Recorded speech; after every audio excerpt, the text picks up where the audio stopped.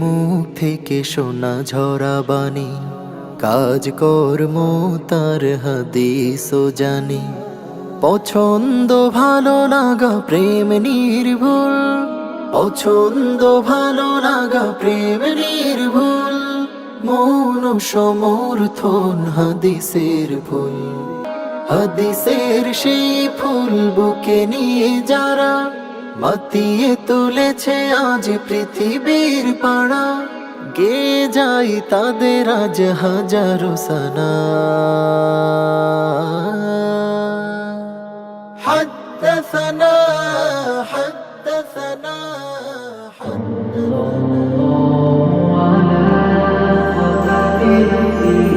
আসসালামু আলাইকুম ওয়া রাহমাতুল্লাহি ওয়া বারাকাতুহু। বিসমিল্লাহ ওয়ালহামদুলিল্লাহ ওয়াসসালাতু ওয়াসসালামু আলা রাসূলিল্লাহ ওয়া বা'দ।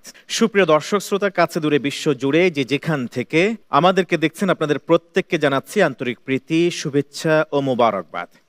শুরু করছি ইলমে হাদিস বিষয়ক দেশের প্রথম Islamic mega reality show BRB নিবেদিত হাদ্দাসানা সিজন 2 এর অনিন্দ সুন্দর এই আয়োজন। অনুষ্ঠানের title sponsor BRB cable industries, powered by BRB hospitals limited, co sponsor MRS industries limited. প্রিয় দর্শক শ্রোতা, এই পর্যায়ে স্টেজে দুজন প্রতিযোগী, বিজ্ঞ বিচারকত্রয় এবং অতিথিকে ডেকে নেওয়ার সময় হয়েছে। চলুন শুরু করা যাক। আলহামদুলিল্লাহ আলহামদুলিল্লাহ আলহামদুলিল্লাহ। প্রিয় দর্শক শ্রোতা, 10 জন প্রতিযোগীকে প্রথম রাউন্ডে বিভক্ত করা হয়েছিল 5টি গ্রুপে, আর গ্রুপগুলির নামকরণ করা হয়েছিল ইসলামের মহান মনীষী যারা হাদিসের খেদমত করেছিলেন তাদের নামে। দ্বিতীয় রাউন্ডে এসে সেই 10 জন প্রতিভাকে আবার বিভক্ত করা হয়েছে 5টি গ্রুপে, আর সেই 5টি গ্রুপের নামকরণ করা হয়েছে সেই সব ইমামদের রচিত গ্রন্থের নামানুসারে। তারই ধারাবাহিকতায় আজকের এই গ্রুপের নামকরণ করা হয়েছে সহিহ বুখারী গ্রুপ এই নামে। এ পর্যায়ে সহিহ বুখারী গ্রুপের 2 জন প্রতিভাকে স্টেজে ডেকে নিচ্ছি। আসছে যশোরের বন্ধু মাহমুদুল হক। আসসালামু আলাইকুম ওয়া রাহমাতুল্লাহি ওয়া বারাকাতুহু। ওয়ালাইকুম আসসালাম ওয়া রাহমাতুল্লাহি ওয়া বারাকাতুহু। আহলান ওয়া সাহলান। আরো একজন প্রতিভাকে এই পর্যায়ে ডেকে পরিচয় করিয়ে দিচ্ছি। আসছে দিনাজপুরের বন্ধু রেজাউল হক। আসসালামু আলাইকুম ওয়া রাহমাতুল্লাহি ওয়া বারাকাতুহু। ওয়ালাইকুম আসসালাম ওয়া রাহমাতুল্লাহি ওয়া বারাকাতুহু। দিনাজপুরের প্রতিভা, আপনাকে সুস্বাগতম জানাচ্ছি। প্রিয় দর্শক শ্রোতা, এই প্রতিভাদের প্রতিযোগিতাকে মূল্যায়নের জন্য বরাবরের মতো সেকেন্ড রাউন্ডেও থাকছেন বিজ্ঞ বিচারক প্যানেল এবং সম্মানিত অতিথি। এই পর্যায়ে স্টেজে আহ্বান করছি বিজ্ঞ বিচারক ত্রয়কে আসন গ্রহণ করবার জন্য, প্লিজ। রাসূলের সাহাবারা সেই পথ ধরে জীবনের প্রতিক্ষণ আলোকিত করে জুলুমত ছেড়ে। আলহামদুলিল্লাহ। প্রিয় দর্শক শ্রোতা, এরই মধ্যে 3 জন বিজ্ঞ বিচারক প্যানেলে আসন গ্রহণ করেছেন। একজন অতিথির আসন গ্রহণ করেছেন। এই পর্যায়ে পরিচয় করিয়ে দিচ্ছি। বিজ্ঞ বিচারকের প্যানেলে উপস্থিত আছেন ফজিলাতুল উস্তাজ শেখ শাহ মোহাম্মদ ওয়ালিউল্লাহ হাফিজাহুল্লাহ, সম্মানিত চেয়ারম্যান, ওয়াবিহি ক্বালা হাদ্দাসানা। আসসালামু আলাইকুম ওয়া রাহমাতুল্লাহি ওয়া বারাকাতুহু। ওয়ালাইকুম আসসালাম ওয়া রাহমাতুল্লাহি ওয়া বারাকাতুহু। পরিচয় করিয়ে দিচ্ছি ফজিলাতুল উস্তাজ প্রফেসর ডক্টর মোহাম্মদ ওয়ালিউল্লাহ হাফিজাহুল্লাহ, অনারেবল ডিন কামিল, স্নাতকোত্তর শিক্ষা প্রশিক্ষণ ও গবেষণা কেন্দ্র, ইসলামী আরবি বিশ্ববিদ্যালয়, ঢাকা। আসসালামু আলাইকুম ওয়া রাহমাতুল্লাহি ওয়া বারাকাতুহু। ওয়ালাইকুম আসসালাম ওয়া রাহমাতুল্লাহি ওয়া বারাকাতুহু। ঐতিহ্যবাহী মিসবাহুল উলুম কামিল মাদ্রাসার সুযোগ্য অধ্যক্ষ ফজিলাতুল উস্তাজ ডক্টর মোহাম্মদ মহিউদ্দিন আহমদ হাফিজাহুল্লাহ। আসসালামু আলাইকুম ওয়া রাহমাতুল্লাহি ওয়া বারাকাতুহু। ওয়ালাইকুম আসসালাম ওয়া রাহমাতুল্লাহি ওয়া বারাকাতুহু। বিজ্ঞ বিচারকত্রয় আপনাদেরকে হাদিসে নববীর এই আসরে, এই আঙিনায় সুস্বাগতম জানাচ্ছি। বিজ্ঞ বিচারক পরিচয় পর্ব শেষে পরিচয় করে দিচ্ছি আজকের পর্বের আমন্ত্রিত অতিথির সাথে। প্রিয় দর্শক শ্রোতা, আমন্ত্রিত অতিথি হিসেবে আজকের আসন অলঙ্কৃত করেছেন হাদ্দাসানা সিজন 1 এর অন্যতম শক্ত প্রতিযোগী, অন্যতম প্রতিভাধর প্রতিযোগী আমাদের বন্ধু ইমরান হোসাইন, বগুড়ার বন্ধু ইমরান হোসাইন। আসসালামু আলাইকুম ওয়া রাহমাতুল্লাহ। ওয়ালাইকুম আসসালাম ওয়া রাহমাতুল্লাহি ওয়া বারাকাতুহু। ইমরান হোসাইন, আপনাকে সুস্বাগতম জানাচ্ছি। ভালো আছেন আপনি? আলহামদুলিল্লাহ। ইনশাআল্লাহ তা আপনার কাছ থেকে অভিজ্ঞতা শুনবো, আর এবারের এই আয়োজন কেমন লেগেছে এই বিষয়ে জানবার চেষ্টা করবো ইনশাআল্লাহ। প্রিয় দর্শক শ্রোতা, এরই মধ্যে আমরা পরিচিত হয়েছি আজকের পর্বের প্রথম দুই প্রতিভার সাথে। এই পর্যায়ে আমরা শুরু করব দ্বিতীয় রাউন্ডের আজকের এই পর্বটি। এই পর্বের শুরুতে থাকবে হুজ্জিয়াতুল হাদিস বা হাদিসের মাধ্যমে দালিলিক প্রামাণিকতা সেগমেন্ট। হাদিসের প্রামাণিকতা এই সেগমেন্টে বরাবর মতো আজকেও দুইজন প্রতিভাকে একটি বিষয় নির্বাচন করে দেওয়া হবে। সেই বিষয়ে দুইজনে কোরআন এবং সুন্নাহর আলোকে কথা বলবেন ইনশাআল্লাহ তাআলা। বিজ্ঞ বিচারকগণ কোনো পরিবর্তন, সংযোজন, বিয়োজন যদি করার দরকার হয় তারা করবেন, কিংবা প্রাসঙ্গিক যে কোনো প্রশ্ন তারা করতে পারেন। পাশাপাশি যেই বিষয়টি নিয়ে আজকে আলোচনা হবে সেই বিষয়টিকে সম্পূর্ণরূপে আমরা একটি ফাইনাল একটা বিষয় আপনাদের সামনে তুলে ধরার চেষ্টা করব ইনশাআল্লাহ তাআলা। আজকের আলোচনার বিষয় হিসেবে নির্ধারণ করা হয়েছে সালাতুল জানাইজ বা জানাজার সালাত। আমাদের সবাইকে কোনো না কোনো একদিন এই পৃথিবীকে বিদায় নিতে হবে।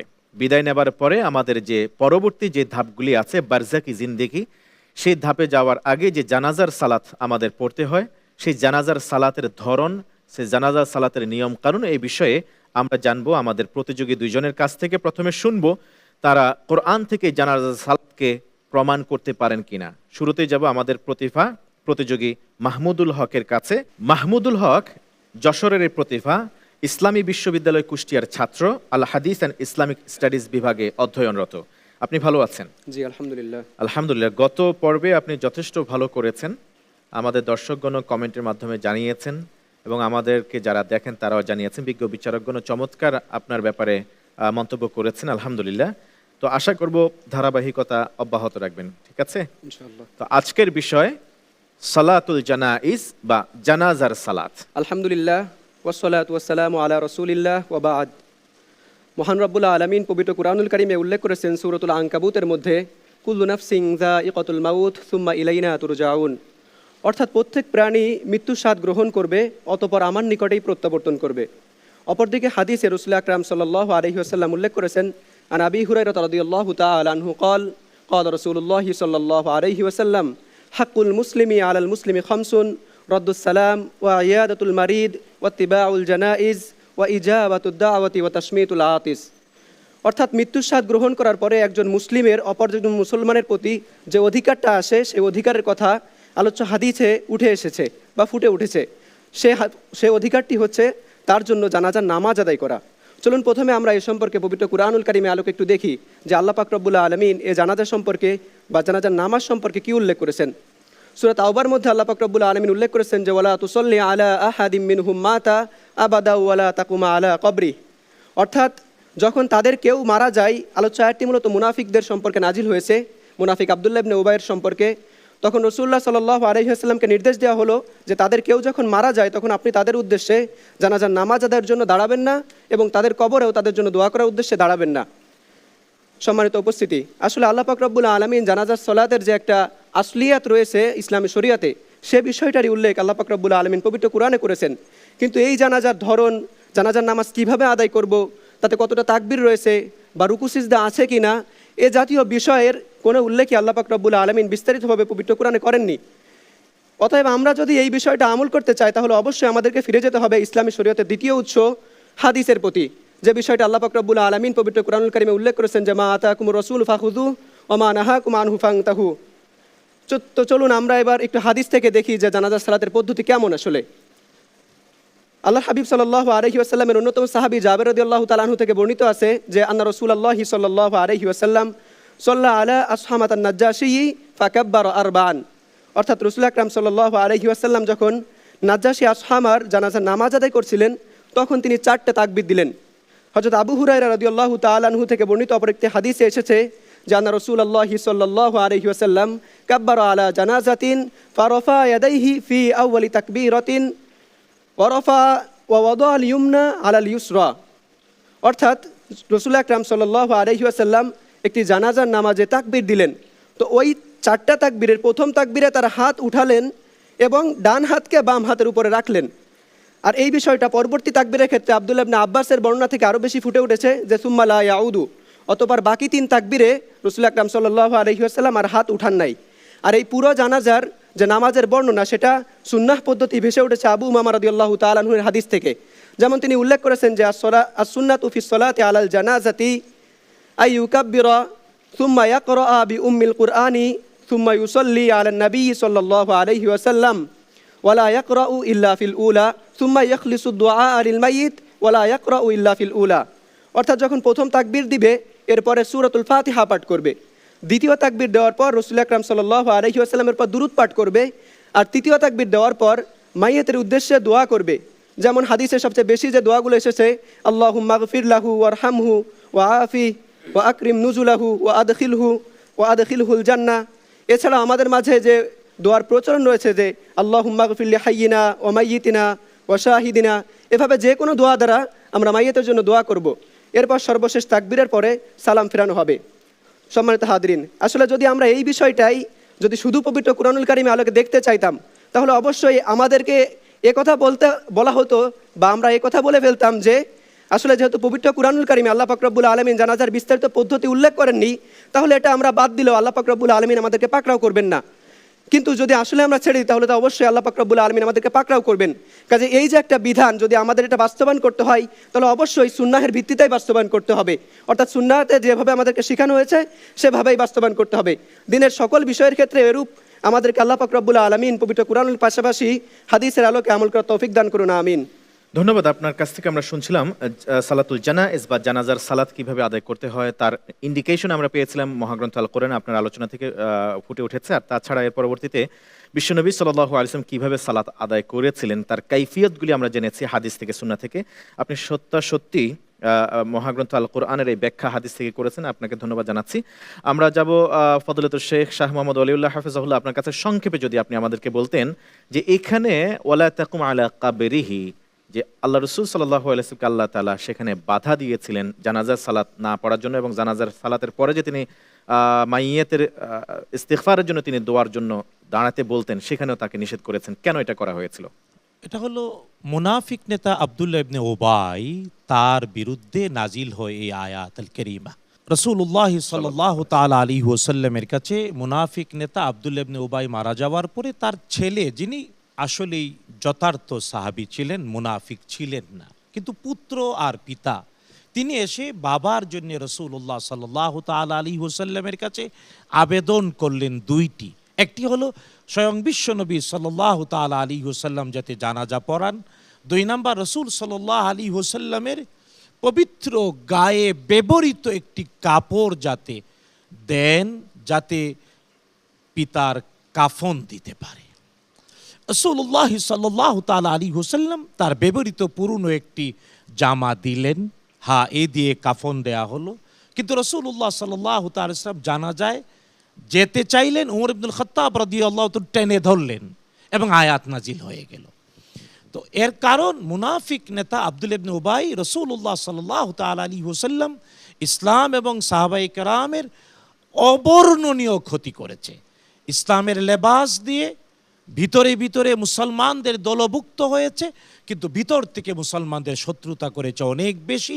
তাই আল্লাহ তাআলা নির্দিষ্ট করে তার ব্যাপারে এই আয়াত নাজিল করেছেন। তবে এই আয়াত আল কারীমা শাহাদে নজুলের ভিত্তিতে হুকুম, যেমন আপনার প্রশ্নের জবাবে স্পষ্ট জানা উচিত, কোরআন আল কারীম এর শাহাদে নজুলের ভিত্তিতে হুকুম যা হয়, কিন্তু জানা উচিত কখনো কখনো শানে নজুল ছাড়াও এর ব্যাপক আরও অনেক হুকুম বের হয় কোরআন আল কারীমের আয়াত থেকে।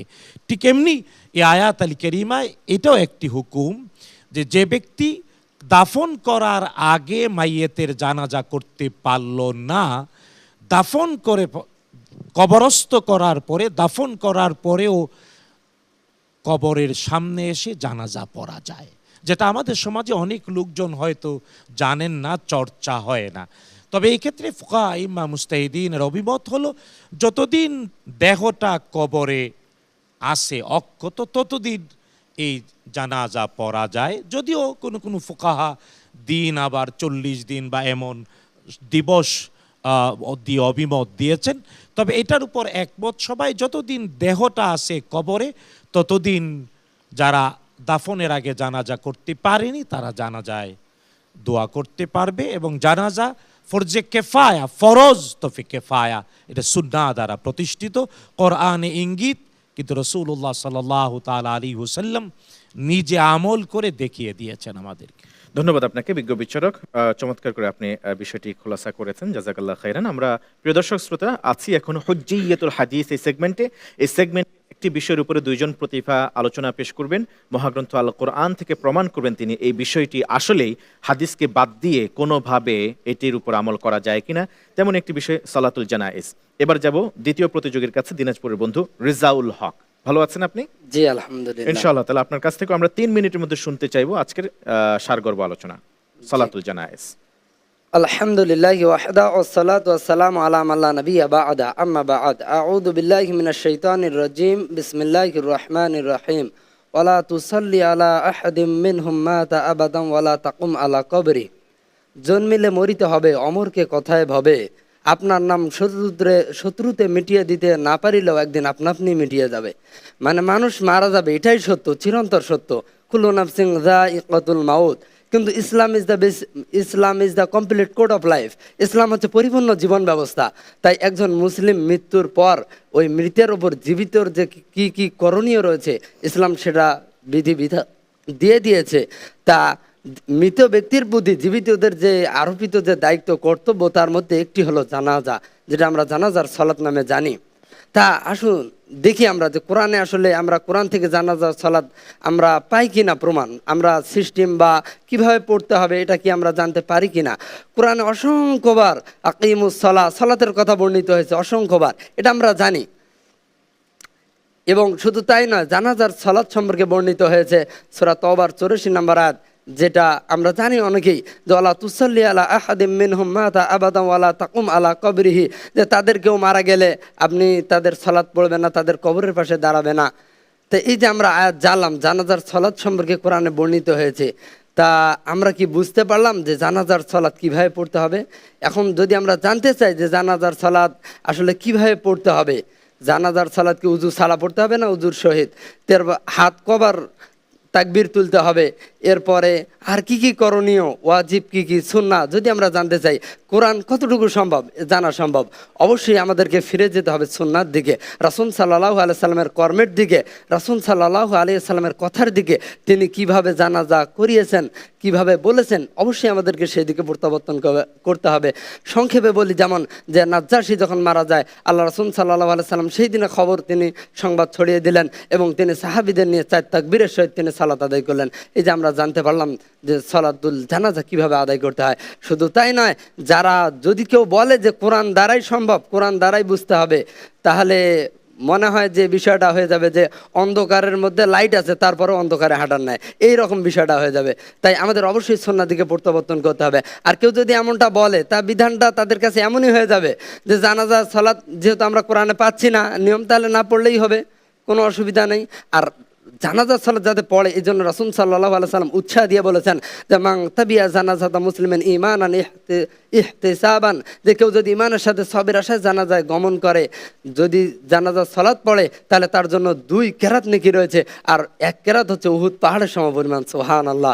তা আল্লাহ তাআলা এই যে সুন্নাহ দ্বারা আমরা এটা বুঝতে পারলাম, তাই আল্লাহ সুবহানাহু ওয়া তাআলা কোরআন এবং সুন্নাহ দ্বারাই আমাদেরকে বুঝতে হবে। আল্লাহ তাআলা তৌফিক দান করুক। আল্লাহুম্মা আমিন। আমিন। ধন্যবাদ আপনাকে সম্মানিত প্রতিযোগী, আপনি চমৎকার করে উপস্থাপন করেছেন।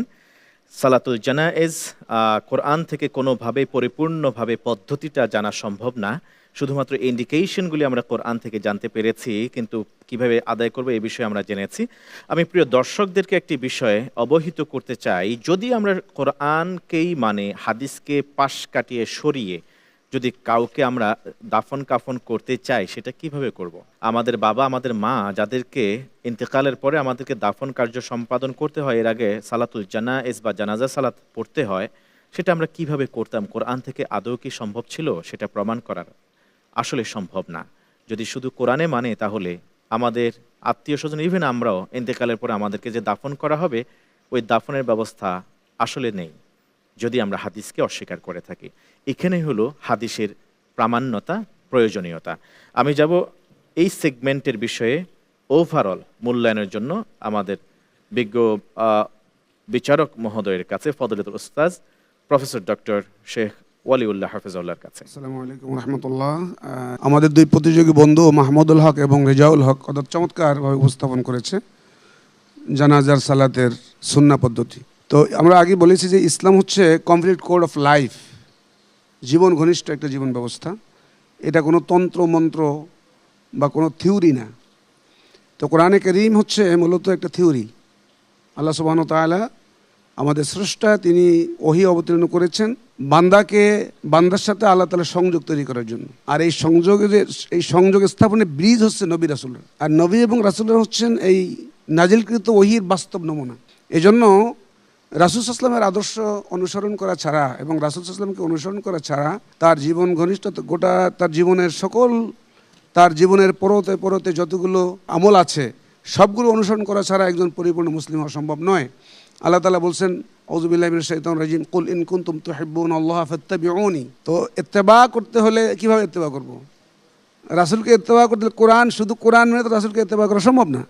তো রাসূলকে ইত্তেবা করতে হলে আমাদেরকে হাদিসের কাছে যেতে হবে। তো আমরা মূলত বোঝাতে চাচ্ছি, যেটা হুজ্জাতুল হাদিসের এই অধ্যায়ে আমরা বোঝাতে চাচ্ছি যে আমাদের হাদিস বাদ দিয়ে আমাদের জীবন পরিচালনা করা মোটেই সম্ভব নয়। আর যে বিষয়টি আমরা নিয়েছি জানাজা, একজন মানুষ যখন পৃথিবী থেকে চলে যাবেন, তিনি আমাদের কারো না কারো পিতা, কারো না কারো পুত্র, কারো না কারো দাদা, কারো না কারো ভাই, তার প্রতি আমাদের একটা হক আছে, আমাদের প্রতি তার একটা অধিকার আছে, তার প্রতি আমাদের একটা কর্তব্য আছে। সেই কর্তব্যের প্রথম ধাপ হচ্ছে তার জানাজা, সালাতুল জানাজা এবং তাকে তাকফিন এবং তদফিন করা। তো এটা কোরআনে কারিমে কোথাও এ ব্যাপারে কিছুই বলা নেই। আমাদের হাদিসের কাছে না গেলে এই কাজগুলো আমরা করতে পারবো না। এবং ইসলামের একটি মহান বিধান ফরজে কিফায়া আমরা আদায় করতে পারবো না। তো আমাদের দর্শকদের কাছে আমাদের মূল মেসেজ যে মেসেজটি আমরা পৌঁছাতে চাই বিশ্ববাসীর কাছে, মুসলিম উম্মার কাছে, সেটা হচ্ছে যে হাদিস ব্যতীত মুসলিম জীবন পরিচালিত হওয়া কোনোভাবেই সম্ভব নয়। ধন্যবাদ বিজ্ঞ বিচারককে, চমৎকার করে আপনি তুলে ধরেছেন হাদিস কেন প্রয়োজন এই বিষয়টি। প্রিয় দর্শক শ্রোতা, আপনারা দেখছেন ইলমে হাদিস বিষয়ক দেশের প্রথম Islamic mega reality show BRB নিবেদিত হাদাসানা সিজন 2 চলছে। দ্বিতীয় রাউন্ডের প্রতিযোগিতা আজ শেষ পর্ব। ইনশাআল্লাহ তাআলা আগামী পর্বে আমরা ফলাফল জানবো। দেখছেন ইলমে হাদিস বিষয়ক দেশের প্রথম Islamic mega reality show BRB নিবেদিত হাদাসানা সিজন 2। অনুষ্ঠানের title sponsor BRB cable industries, powered by BRB hospitals limited, co sponsor MRS industries limited. প্রিয় দর্শক শ্রোতা, আজকে আছি আমরা 11তম পর্বে আর দেখছি দ্বিতীয় রাউন্ডের প্রতিযোগিতা। প্রিয় দর্শক শ্রোতা, আপনারা জানেন প্রতিটি গ্রুপের নামকরণ করা হয়েছে বিশুদ্ধতম হাদিস গ্রন্থগুলির নামানুসারে। বলা হয়ে থাকে কোরআনের পরে সবচেয়ে বিশুদ্ধতম গ্রন্থ হাদিস গ্রন্থ সহিহুল বুখারী। আজকের এই গ্রুপের নামকরণ করা হয়েছে সহিহ বুখারী নামে। সেই গ্রন্থটি কেমন, সেই গ্রন্থটি লিখতে কতদিন লেগেছিল, সেই গ্রন্থটির আদ্যপান্ত জানবো ইনশাআল্লাহ তাআলা। চলুন সহিহুল বুখারী সম্পর্কে কিছু সম্যক ধারণা নিয়ে নেই। সহিহ আল বুখারী হাদিসের শ্রেষ্ঠ ও নির্ভরযোগ্য সংকলন, এমন একটি গ্রন্থ যা আল্লাহর বাণী পবিত্র কোরআনের পর মুসলিম উম্মার কাছে সর্বাধিক সম্মানের স্থান দখল করে আছে। সেই কিতাবটির নাম হল সহিহুল বুখারী। এটি এমন একটি গ্রন্থ যা হাদিসের জগতে শুদ্ধতার মাপকাঠিতে অদ্বিতীয়, যা প্রিয়নবী মুহাম্মদুর রাসূলুল্লাহ সাল্লাল্লাহু আলাইহি ওয়াসাল্লামের কথা ও তার জীবনধারা তুলে ধরার মাধ্যমে বিশ্বাস এবং ইবাদতের প্রতিটি দিক নির্দেশনা আমাদের সামনে নির্ভরযোগ্য সূত্রে উপস্থাপন করেছে। ইমাম মুহাম্মদ ইবনে ইসমাঈল আল বুখারী রহমতুল্লাহি আলাই ইতিহাসের পাতায় অমর এক সাধক। তার সমগ্র জীবন উৎসর্গ করেছিলেন সহিহ হাদিস সংকলনের কাজে। মাত্র 23 বছর বয়সে তিনি এই বিশাল দায়িত্ব গ্রহণ করেন তার শিক্ষক ইসহাক ইবনু রাহওয়াই এর অনুপ্রেরণায়। 217 হিজরি সালে মক্কার হারামে এই কর্মযজ্ঞের সূচনা হয়, কিন্তু এটি কোনো হালকা কাজ ছিল না। দীর্ঘ 16 বছরের কঠোর সাধনার পর 233 হিজরি সনে এই গ্রন্থটি সুসম্পন্ন হয়।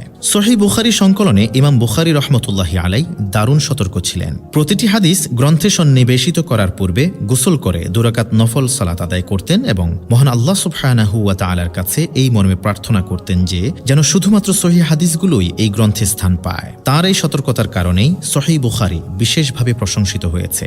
সহিহ বুখারীর বৈশিষ্ট্যগুলোর মধ্যে অন্যতম হল এর সুন্দর বিন্যাস। গ্রন্থটির নাম আল জামিয়া আস সহিহ আল মুসনাদ, যেখানে নবী করিম সাল্লাল্লাহু আলাইহি ওয়াসাল্লামের জীবনের সুন্নাহ ও বিভিন্ন ঘটনাবলী ধাপে ধাপে সংকলিত হয়েছে।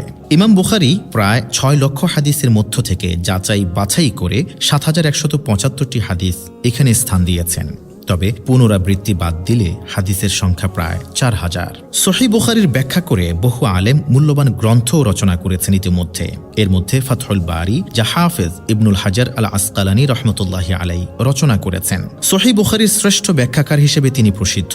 এই ব্যাখ্যা গ্রন্থটি ছাড়াও ফকিহ ও মুহাদ্দিসগণ বিভিন্ন ভাষায় অসংখ্য ব্যাখ্যা লিখেছেন, যা আমাদের হাদিস বোঝার ক্ষেত্রে বিশাল অবদান রেখে চলেছে।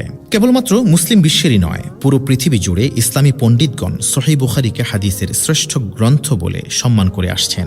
বিভিন্ন দেশে বিভিন্ন ভাষায় এই গ্রন্থের চর্চা চলছে। এর শিক্ষা ও নির্দেশনা আজও সুপ্রাসঙ্গিক। ইমাম আহমদ ইবনু হাম্বল, ইয়াহইয়া ইবনু মাঈন, আলী ইবনু মাদিনী রহমতুল্লাহি আলাইহিম, এরা সবাই ইমাম বুখারী রহমতুল্লাহি আলাইহির এই গ্রন্থের প্রশংসা করেছেন। অনেকের মতে কোরআনের পরে সহিহ বুখারী এর স্থান, কেননা এটি অপ্রতিরোধ্যভাবে সহিহ হাদিস সংকলন হিসেবে বিশ্বের মুসলিমদের কাছে পরম মূল্যবান। সহিহ বুখারী শুধুমাত্র একটি গ্রন্থই নয়, এটি ইসলামের প্রাণশক্তি, যার মধ্যে সংরক্ষিত আছে রাসূলুল্লাহ সাল্লাল্লাহু আলাইহি ওয়াসাল্লামের জীবনের নিখুঁত ও সাহসী প্রতিচ্ছবি। এটি আমাদের ঈমানকে মজবুত করে জীবনকে করে আলোকিত। আল্লাহ সুবহানাহু ওয়া তাআলা মহান এই ইমাম বুখারী রহমতুল্লাহি আলাইহির এই মহৎ কর্মকে কবুল করুন, আমিন। আলহামদুলিল্লাহ, আমরা জেনেছি সহিহুল বুখারী রচনার ইতিহাস, ইতিবৃত্ত, প্রেক্ষাপট এবং ইমাম বুখারী রহমতুল্লাহি আলাই কতটা নিরলস পরিশ্রম করেছেন, শ্রম দিয়েছেন, মেধা কাজে লাগিয়েছেন এই গ্রন্থটি আমাদের সামনে তুলে ধরতে। আল্লাহ সুবহানাহু ওয়া তাআলা কিয়ামত পর্যন্ত এই গ্রন্থ থেকে আমাদেরকে, আমাদের জাতিকে, উম্মাকে উপকৃত হবার তৌফিক দান করুন। প্রিয় দর্শক শ্রোতা, এই ডকুমেন্টারি থেকে অনুষ্ঠানের শেষে আপনাদের জন্য থাকছে সহজ একটি প্রশ্ন। সঠিক উত্তর দিয়ে জিতে নিতে পারেন সবুজপত্র পাবলিকেশনসের পক্ষ থেকে আকর্ষণীয় গিফট হ্যাম্পার। প্রশ্নটি জানতে থাকতে হবে আমাদের সাথে আজকের পর্বের শেষ পর্যন্ত। এই পর্যায়ে শুরু করছি সেকেন্ড সেগমেন্টের প্রতিযোগিতা, হিফজুল হাদিস।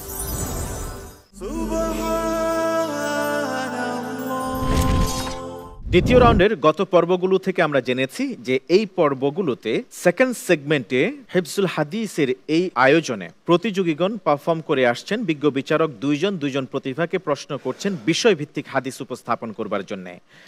এই পর্যায়েও তার ধারাবাহিকতা আজকের এই পর্বে মাহমুদুল হক যশোরের প্রতিভাকে প্রশ্ন করবেন বিষয়ভিত্তিক হাদিস বলার জন্য।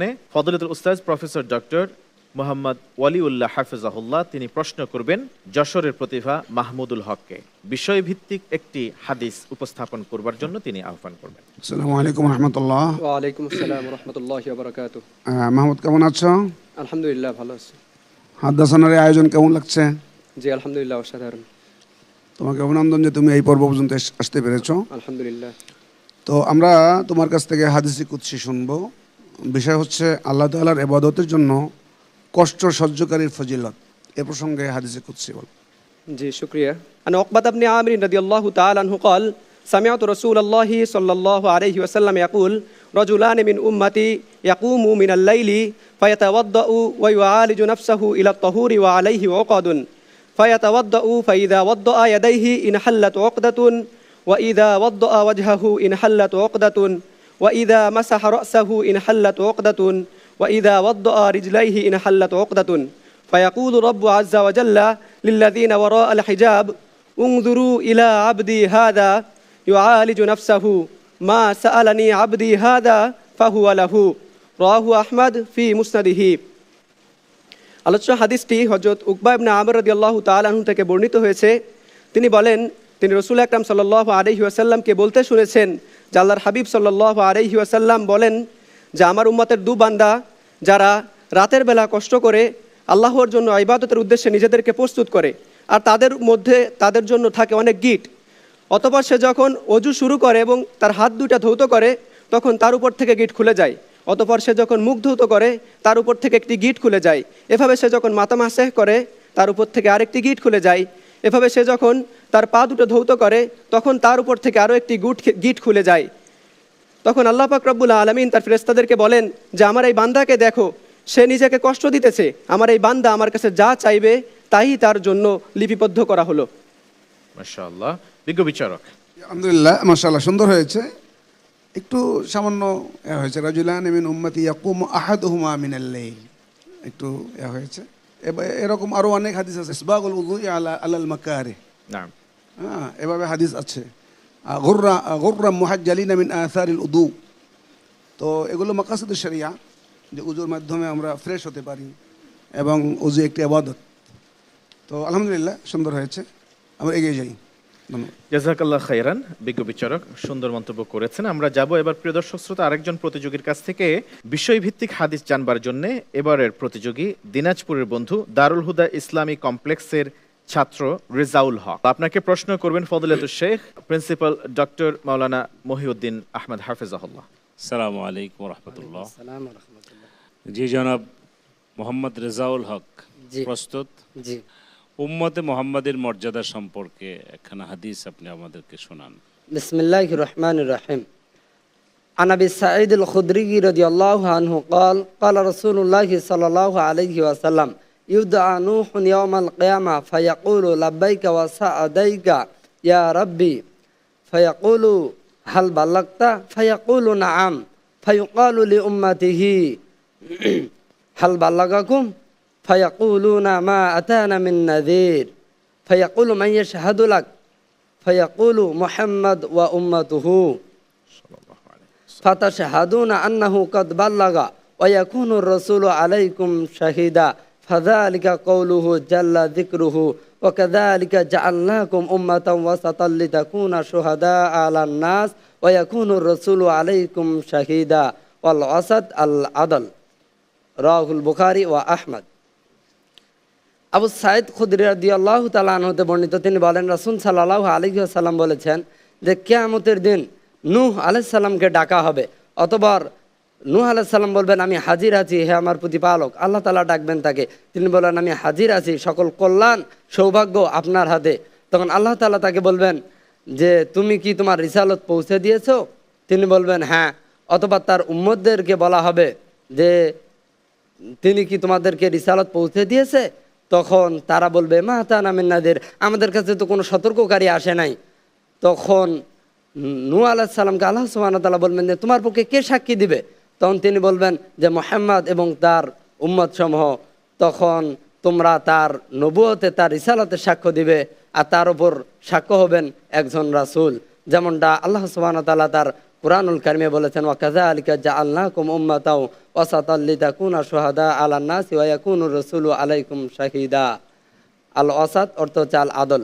এটা সহিহুল বুখারীতে বর্ণিত হয়েছে এবং ইমাম আহমদ হাদিসটি বর্ণনা করেছেন। বিজ্ঞ বিচারক কিভাবে দেখছেন? অত্যন্ত সুন্দর হয়েছে, তবে এবারাতের ক্ষেত্রে একটু আরো সতর্ক হওয়া ভালো। শুকরান লাকুম। ধন্যবাদ প্রতিযোগীকে চমৎকারভাবে উপস্থাপন করবার জন্য, জাযাকুমুল্লাহ খাইরান। আমরা ইনশাআল্লাহ তাআলা পরবর্তী সেগমেন্টে যাব এবং আপনাদের কাছ থেকে প্রশ্নোত্তরমূলক কিছু পরিবেশনা আমরা শুনবার চেষ্টা করব ইনশাআল্লাহ। প্রিয় দর্শক শ্রোতা, আপনারা দেখছেন ইলমে হাদিস বিষয়ক দেশের প্রথম Islamic mega reality show BRB নিবেদিত হাদাসানা সিজন 2। অনুষ্ঠানের title sponsor BRB cable industries, powered by BRB hospitals limited, co sponsor MRS industries limited. প্রিয় দর্শক শ্রোতা, আমরা আছি দ্বিতীয় রাউন্ডের আজকের শেষ পর্বে। ইনশাআল্লাহ তাআলা আগামী পর্বে আমরা সমন্বিত ফলাফল জানবার চেষ্টা করব। এই দুটি রাউন্ডে যারা পারফর্ম করেছে তাদের মধ্য থেকে 2 জন প্রতিভাকে বিদায় নিতে হবে এবারের আসর থেকে, আর বাকি 8 জন কোয়ালিফাই করবে পরবর্তী রাউন্ডের জন্য ইনশাআল্লাহ তাআলা। এই পর্যায়ে রয়েছে জনতার জিজ্ঞাসা, চলুন জেনে নেওয়া যাক। আসসালামু আলাইকুম ওয়া রাহমাতুল্লাহ। আমার নাম আনোয়ার হোসেন, আমি জামিয়া দারুল আরকাম আল ইসলামিয়া উত্তরা ঢাকাতে পড়াশোনা করি। আমার যে প্রশ্নটা সেটা হলো যে গায়রে মাহরাম নারী এবং পুরুষকে সালাম দেওয়ার ক্ষেত্রে ইসলামের হুকুম কি, এটা আমি হাদিস থেকে জানতে চাই। মাশাআল্লাহ। আমরা জানি এক মুসলমানের উপর আরেক মুসলমানের 6টি অধিকার আছে। এর মধ্যে ওয়ায়ুসাল্লিমহু ইদা লাকিয়াহু, যখন সাক্ষাৎ হবে তখন সালাম দিবে, কিন্তু সেই সালামের কোনো বাধ্যবাধকতা ইনস্ট্রাকশনস আছে কিনা, বিধিনিষেধ আছে কিনা, যেমন যদি কোনো গায়রে মাহরাম যাকে দেখা দেয়া জায়েজ নাই, একজন আরেকজনকে এইভাবে সালাম দিতে পারবে না, এই বিষয়ে বিধিবিধান সম্পর্কে জানতে চেয়েছেন। জবাব দিবেন ফজলাতুল উস্তাদ শেখ শাহ মোহাম্মদ ওয়ালিউল্লাহ হাফিজাহুল্লাহ। এই প্রশ্নের জবাবে বিশ্বনবী সাল্লাল্লাহু তাআলা আলাইহি ওয়াসাল্লাম আমাদের জানিয়ে দিয়েছেন, কারণ সালাম হয় সাক্ষাতে। আপনিও বলছেন যার সাথে যার সাক্ষাৎ বৈধ, সাক্ষাতের সূচনায় আসসালামু আলাইকুম। আর যদি সাক্ষাৎটা বৈধ না হয় তাহলে সালাম হবে না, সালাম হবে সাক্ষাতে। আর এই সাক্ষাৎ বলতে রাসূলুল্লাহ সাল্লাল্লাহু আলাইহি ওয়াসাল্লাম ইরশাদ করেছেন, যদি কেউ কাউকে আসসালামু আলাইকুম বলল, তারপর একটা গাছ বা পাথর বা কোনো কিছুর আড়াল হলো, আবার মুখোমুখি হয়ে সাক্ষাৎ হলো, তখন আসসালামু আলাইকুম বলবে। আর এই ক্ষেত্রে হ্যাঁ, পুরুষকে যদি অপরিচিত হয় তবুও দিতে পারে, এতটুকু নিশ্চিত হওয়া যে ব্যক্তিটি মুসলিম, ব্যক্তিটি মুমিন। আর পুরুষ নারীকে অথবা নারী পুরুষকে সালাম দিতে গিয়ে অবশ্যই এটা মেনটেন করা যাতে করে পরিচিত হয় এবং তার সাক্ষাতে ফিতনার সম্ভাবনা নেই, এটা নিশ্চিত হতে হবে। যদি পরিচিত নয় এবং ফিতনার সম্ভাবনা থাকে তাহলে অবশ্যই পুরুষ নারীকে অথবা নারী পুরুষকে সালাম দেবে না, কারণ সালাম সাক্ষাতে প্রথম বাক্য। জি, আপনার কাছ থেকে প্রাসঙ্গিক যে বিষয়টি আমি জানতে চাইবো, দর্শকের প্রশ্নের সূত্র ধরে, যে রাস্তায় চলাফেরা করার সময় অনেক সময় আজনবী এরকম অনেক নারীকে দেখতে পাওয়া যায় যারা কি বলা হয় একেবারে বার্ধক্যে চলে যাননি, এইরকম একজন আরেকজন গায়রে মাহরামকে সালাম দিতে পারবে কিনা, হঠাৎ রাস্তায় সাক্ষাৎ হয়ে গিয়েছে? না, ব্যাপারটা হলো যদি পরিচিত হয়, ফিতনার সম্ভাবনা না থাকে, তাহলে অবশ্যই সালাম দিতে পারে। বললাম হ্যাঁ, আরেকটা বিষয় যে হতে পারে একই প্রতিষ্ঠানে কাজ করে, পরস্পরকে চিনে কিন্তু নেকাব করছে, পরস্পরে একই প্রতিষ্ঠানে কাজ করে, পরিচিত, তারা তাকে সালাম দিতে পারবে, কোনো সমস্যা নেই। এটা বললাম, পরিচিত যদি হয় তাহলে অবশ্যই সালাম দিতে পারে। হ্যাঁ, ফিতনার সম্ভাবনা যদি হয় তাহলে পরিচিত কেউ দেবে না, আর পরিচিত এবং ফিতনার সম্ভাবনা নাই অবশ্যই সালাম দেবে, স্পষ্ট দুইটা। এবং এই ক্ষেত্রে আপনি হয়তো বলবেন যে ব্যক্তি পরিচিত অপরিচিত সবাইকে সালাম দেয়, এখানে কিন্তু পরিচিত অপরিচিত বলতে অন্তত মৌলিক এতটুকু নিশ্চিত হওয়া যে সে ইমানের অন্তর্ভুক্ত ব্যক্তি, কারণ যদি তার ইমান না থাকে তাহলে তারপর সালাম বলতে নাই। কোরআন দলিল, মুসা আলাইহিস সালাম ফেরাউনকে চিনতেন খুব ভালো করে, তবুও তার দরবারে গিয়ে বলেছেন আসসালামু আলা মান ইত্তাবাআল হুদা। এটা আমাদের জন্য দলিল যে পরিবেশে ইসলাম তথা মুমিন এবং গায়রু মুমিন, ইমানদার ইমানবিহীন যারা আছে, আমরা বলবো আসসালামু আলা মান ইত্তাবাআল হুদা। আর অবশ্যই সালাম দিতে গিয়ে ইমানের পরিচয়টা একটু নিশ্চিত হওয়া। চমৎকার করে আপনি তুলে ধরেছেন, জাযাকাল্লাহ খাইরান। প্রিয় দর্শক শ্রোতা, আমরা আশা করছি আমাদের জনতার জিজ্ঞাসা এই সেগমেন্টের দর্শকের করা প্রশ্নের সঠিক এবং যথার্থ উত্তর পেয়েছেন, আলহামদুলিল্লাহ। এই পর্যায়ে আমরা যাচ্ছি পরবর্তী সেগমেন্টের আনুষ্ঠানিকতা। এবারের সেগমেন্টটি হচ্ছে প্রশ্নোত্তরে ইলমুল হাদিস। এই সেগমেন্টে ওয়াবিহি ক্বালা হাদ্দাসানা প্রকাশনের পক্ষ থেকে প্রকাশিত 3টি গ্রন্থ, প্রশ্নোত্তর মিশকাতুল মাসাবিহ, ইলমে হাদিসের বাতিঘর, হাদিস পরিচিতি, সংরক্ষণ ও সংকলন, 3টি গ্রন্থ থেকে প্রশ্ন করা হবে। 5টি করে মোট 10টি প্রশ্ন 2 জন প্রতিযোগীকে। প্রত্যেক প্রতিযোগীর জন্য সময় বরাদ্দ করা আছে মাত্র 2.5 মিনিট করে। শুরুতে যাব মাহমুদুল হক, আপনার কাছে। আপনি প্রস্তুত আছেন?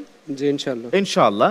প্রশ্ন করা হোক যশোরের বন্ধু মাহমুদুল হকের জন্য। প্রশ্ন, কোন সাহাবেকে রাসূল সাল্লাল্লাহু আলাইহি ওয়াসাল্লাম বেশি বেশি লা হাওলা ওয়ালা কুওয়াতা ইল্লা বিল্লাহ পড়ার উপদেশ দিয়েছিলেন? অপশনস: ক আব্দুল্লাহ ইবনে ওমর, খ আবু হুরায়রা, গ আবু দারদা, ঘ আবু যার আল গিফারি রাদিয়াল্লাহু আনহু। ঘ আবু যার গিফারি রাদিয়াল্লাহু তাআলা আনহু। ফাইনাল? জি, ইনশাআল্লাহ। লক করব? জি। লক করে দেখ অপশন ঘ আবু যার গিফারি রাদিয়াল্লাহু তাআলা আন। আপনার এই প্রশ্নের উত্তরটি সঠিক হয়েছে, আলহামদুলিল্লাহ। আলহামদুলিল্লাহ। আপনার জন্য পরের প্রশ্ন, কারো কাছে 299টি বকরি থাকলে তার যাকাত কি হবে? ক 5টি, খ 4টি, গ 3টি, ঘ 2টি বকরি। গ 3টি বকরি। Use time still remaining. জি, ইনশাআল্লাহ এটাই লক করতে পারেন। ফাইনাল? জি। লক করে দেখ অপশন গ 3টি বকরি। আপনার এই উত্তরটি সঠিক হয়েছে, আলহামদুলিল্লাহ। আলহামদুলিল্লাহ। আপনার জন্য তৃতীয় প্রশ্ন, রাসূলুল্লাহ সাল্লাল্লাহু আলাইহি ওয়াসাল্লাম সাহাবী গালিব ইবনে আব্দুল্লাহ রাদিয়াল্লাহু তাআলা আনহুর নিকট যে ফরমান পাঠিয়েছিলেন তাতে কি বিধান লিপিবদ্ধ করা ছিল?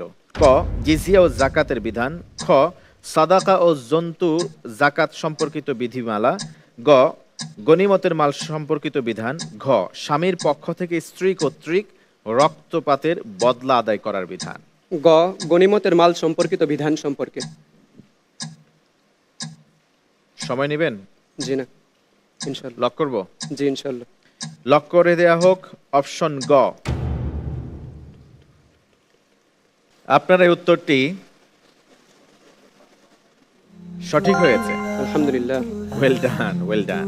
আপনার জন্য চতুর্থ প্রশ্ন, তাইসিরুল কারি ফি শারহে সহিহুল বুখারী গ্রন্থটির রচয়িতা কে? অপশনস: ক আব্দুস সামাদ ফখরুদ্দিন ইবনে মুহিব্বুল্লাহ, খ শেখ নুরুল হক ইবনু আব্দুল হক, গ সাইফুল্লাহ ইবনু নুরুল্লাহ বিন নুরুল হক, ঘ সালামুল্লাহ ইবনু শাইখুল ইসলাম।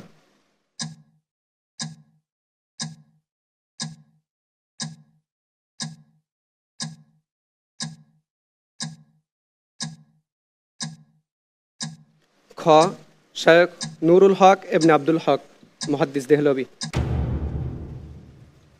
আপনার এই উত্তরটি সঠিক হয়েছে। আলহামদুলিল্লাহ। আলহামদুলিল্লাহ। আপনার জন্য পঞ্চম প্রশ্ন, বারা ইবনু আজিব রাদিয়াল্লাহু তাআলা আনহু থেকে বর্ণিত মুত্তাফাকুন আলাইহি হাদিসের সংখ্যা কত? ক 18টি, খ 21টি, গ 22টি, খ 23টি। গ 22টি উত্তর। সময় নেবেন না, জি না ইনশাল্লাহ। লক করে দেই। জি ইনশাল্লাহ। লক করে দেওয়া হোক অপশন গ 22টি। আপনার এই উত্তরটি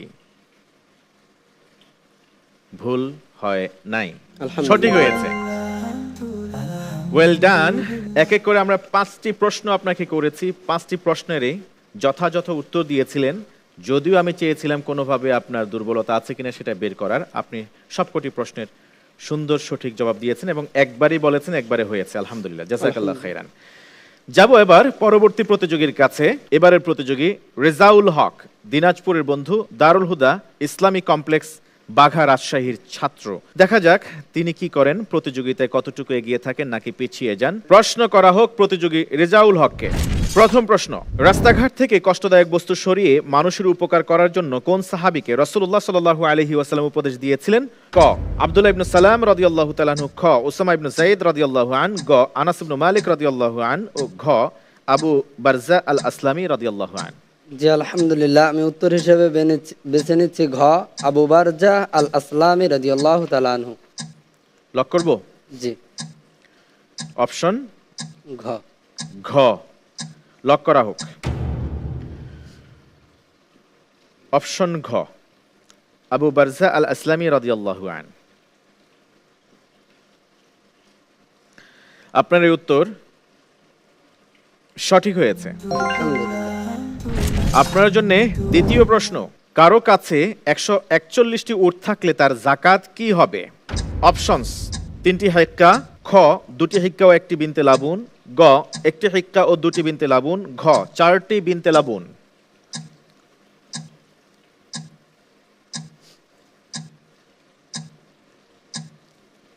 জি উত্তর হিসেবে আমি বেছে নিচ্ছি খ 2টা হিক্কা ও 1টা বিনতে লাবুন। লক করব? জি। চেঞ্জ করবেন না? ওকে, লক করে দেওয়া হোক অপশন খ। কিভাবে হয়েছে বলুন দেখি। জি 2টি হিক্কা ও 1টি বিনতে লাবুন কিভাবে প্রমাণ করুন? 120টা যখন উট পার হবে তখন 50টাতে 1টা করে হিক্কা এবং 40টাতে 1টা করে বিনতে লাবুন দিতে হবে। এখানে এই অনুযায়ী যদি আমরা দেখি তাহলে 250-এ 2টা হিক্কা আর 140-এ 1টা বিনতে লাবুন। ওয়েল ডান, ওয়েল ডান, মাশাআল্লাহ। আপনার এই উত্তরটি সঠিক হয়েছে। আপনার জন্য তৃতীয় প্রশ্ন, বারা ইবনু আজিব রাদিয়াল্লাহু তাআলা আনহু থেকে বর্ণিত সর্বমোট কয়টি হাদিস ইমাম বুখারী রাহমাতুল্লাহি আলাইহি তার গ্রন্থে স্থান দিয়েছেন? অপশনস: ক 38টি, খ 21টি, গ 22টি, ঘ 23টি।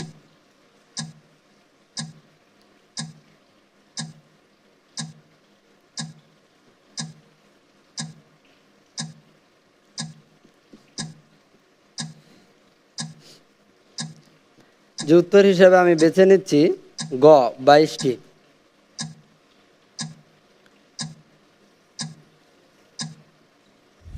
Your time's up. Mahmudul Haque, এই উত্তর সঠিক? জি না, ক 38টি হবে, যেহেতু সর্বমোট বলা হয়েছে এখানে, তার মানে 22 এবং তার প্রথম পরবর্তী যেটা 16 সেটা যোগ হবে একসাথে আর কি, 38 হবে। মুত্তাফাক আলাইহিতে 22টি, জি। আর বুখারীতে 16টি। সর্বমোট বলা হয়েছে। জি। আপনার বেছে নেওয়া অপশন গ 22টি, এই উত্তরটি ভুল হয়েছে। সঠিক উত্তর অপশন ক 38টি। Well done. যাব পরের প্রশ্নে। জি। আপনার জন্য চতুর্থ প্রশ্ন, দ্বিতীয় আকাবার শপথ গ্রহণকারী সাহাবীদের মধ্যে সর্বশেষ মৃত্যুবরণ করেছেন কে? ক মুআজ ইবনে জাবাল রাদিয়াল্লাহু আন, খ জাবির ইবনে আব্দুল্লাহ, গ উবাদা ইবনে সামিত, ঘ আবু কাতাদা আল আনসারী রাদিয়াল্লাহু আনহুম। যে উত্তর হিসেবে আমি বেছে নিচ্ছি খ জাবের ইবনে আব্দুল্লাহ রাদিয়াল্লাহু তাআলা আনহু। লক করব? জি। সময় আছে। ফাইনাল লক করা হোক অপশন খ জাবির ইবনে আব্দুল্লাহ রাদিয়াল্লাহু আন। আপনার এই উত্তরটি সঠিক হয়েছে, আলহামদুলিল্লাহ। ওয়েল ডান, মাশাআল্লাহ। যাব? জি। ঠিক আছেন? আপনার জন্য শেষ প্রশ্ন, দেবল অঞ্চলের কোন মুহাদ্দিসের সনদ সাহাবী জাবির ইবনে আব্দুল্লাহ রাদিয়াল্লাহু তাআলা আনহু থেকে শুরু হতো? অপশনস ক ইব্রাহিম ইবনে মুহাম্মদ দেবলি রাহমাতুল্লাহি আলাইহি, খ আহমদ ইবনে আব্দুল্লাহ দেবলি, গ খালফ বিন মুহাম্মদ দেবলি, ঘ আল হাসান ইবনে মুহাম্মদ ইবনে আসাদ দেবলি রাহমাতুল্লাহি আলাইহিম। যে উত্তর হিসেবে আমি বেছে নিচ্ছি ঘ আল হাসান ইবনে মুহাম্মদ আসাদ দেবলি। লক করা হোক অপশন ঘ আল হাসান ইবনে মুহাম্মদ ইবনে আসাদ দেবলি রহমতুল্লাহি আলাইহি। আপনার এই উত্তরটি অপশন ঘ সঠিক হয়েছে, আলহামদুলিল্লাহ। আলহামদুলিল্লাহ। 5টি প্রশ্নের মধ্যে সঠিক উত্তর হয়েছে 4টি, একটি উত্তরে আপনার ভুল হয়ে গেছে, রাইট? আল্লাহ ভরসা, কাদ্দার আল্লাহু মা শা। এই প্রতিযোগিতা এবং এবারের সিজন 2 এর নতুন যে সেগমেন্টগুলি আমরা সংযোজন করেছি প্রথম সিজনের চেয়ে কিছুটা ব্যতিক্রমী, কেমন লেগেছে এই বিষয়ে জানার জন্য আমাদের আজকের অতিথি সিজন 1 এর অন্যতম প্রতিভা ইমরান হোসাইন, আপনার কাছ থেকে। জি আলহামদুলিল্লাহ, অনেক সুন্দরভাবে চলছে আমাদের প্রতিযোগিতা। নতুন বিষয়গুলো সংযোজন করাতে আমাদের যে এই অনুষ্ঠানের একটা উদ্দেশ্য, আমি মনে করি এই উদ্দেশ্যটা একেবারে স্পষ্ট হচ্ছে। তার কারণ যখন হুজ্জিয়াতুল হাদিস এই বিষয়ে আলোচনা উপস্থাপন করার কথা বলা হচ্ছে, আমাদের এখানে উদ্দেশ্য যে ছিল যে ইনকারুল হাদিস যারা করে, অর্থাৎ যারা হাদিসকে অস্বীকার করে তাদেরকে জবাব দেওয়া। এই হুজ্জিয়াতুল হাদিস নামক সেগমেন্টের মাধ্যমে মুনকিরে হাদিস যারা রয়েছে তাদেরকে দাঁত ভাঙ্গা জবাব দেওয়া সম্ভব হচ্ছে। এই জন্যে এই নতুন করে সংযোজিত একটা নতুন সেগমেন্ট, এটার মাধ্যমে আমাদের উদ্দেশ্য সফল হবে ইনশাআল্লাহ। আশা করি আল্লাহ রাব্বুল আলামিন আমাদেরকে সফল করবেন। ধন্যবাদ আপনাকে, চমৎকার করে আপনি বলেছেন, জাযাকাল্লাহ খায়রান। ধন্যবাদ আপনাদের দুজনকে। প্রতিযোগী আজকের এই পর্বে চমৎকার আপনারা পরিবেশন করেছেন, জ্ঞানের আলো ছড়িয়েছেন, আলহামদুলিল্লাহ। আশা করছি আমাদের দর্শক যারা আছেন তারা দেখে উপকৃত হয়েছেন, আলহামদুলিল্লাহ। ধন্যবাদ জানাচ্ছি বিজ্ঞ বিচারকত্রয় আপনাদের তিনজনকে আমাদেরকে সহযোগিতা করবার জন্য। আপনাদের চূড়ান্ত ফলাফল ইনশাআল্লাহ তাআলা আগামী পর্বে ইনশাআল্লাহ তাআলা আমরা ঘোষণা করব। জাযাকুমুল্লাহ খায়রান। প্রিয় দর্শক শ্রোতা, এরই মধ্য দিয়ে শেষ হচ্ছে আজকের পর্বের আনুষ্ঠানিকতা। তবে রয়ে গেছে দর্শকের জন্য জিতে নেওয়ার অপূর্ব সুযোগ, একটি প্রশ্নের মাধ্যমে সেই প্রশ্ন করা। জানিয়ে দিচ্ছি আজকের প্রশ্ন, মুসনাদ আহমদে আনুমানিক কতগুলো হাদিস সংকলিত হয়েছে? আলহামদুলিল্লাহ। প্রিয় দর্শক শ্রোতা, এই সহজ প্রশ্নটির উত্তর যদি আপনার জানা থাকে তাহলে ওয়াবিহি ক্বালা হাদ্দাসানার ফেসবুক পেজ ও ইউটিউবের এই ভিডিওটি যেখানে চলছে সেখানের কমেন্ট অপশনে গিয়ে সঠিক উত্তরটি লিখে দিন। সর্বোচ্চ সঠিক উত্তরদাতাকে লটারির মাধ্যমে বিজয়ী ঘোষণা করা হবে এবং ইনশাআল্লাহ তাআলা আপনার জন্য থাকবে ওয়াবিহি ক্বালা হাদ্দাসানার পক্ষ থেকে আকর্ষণীয় গিফট হ্যাম্পার। প্রিয় দর্শক শ্রোতা, এরই মধ্য দিয়ে শেষ করছি ইলমে হাদিস বিষয়ক দেশের প্রথম Islamic mega reality show BRB নিবেদিত হাদ্দাসানা সিজন 2 এর দ্বিতীয় রাউন্ডের শেষ পর্বের এই বর্ণিল আয়োজন। অনুষ্ঠানের title sponsor BRB cable industries, powered by BRB hospitals limited, co sponsor MRS industries limited. আজ এই পর্যন্তই। ইনশাআল্লাহ তাআলা নতুন নতুন তথ্য নিয়ে হাদিসের অনুষ্ঠান সম্বলিত হাদিসের ইলম নিয়ে আপনাদের সামনে দেখা হবে পরবর্তী পর্বে। ততক্ষণ পর্যন্ত ঈমান ও ইহতিসাবের সাথে নিজেদের জীবন অতিবাহিত করবেন এই প্রত্যাশায়। ওয়াসসালামু আলাইকুম ওয়া রাহমাতুল্লাহি ওয়া বারাকাতুহু।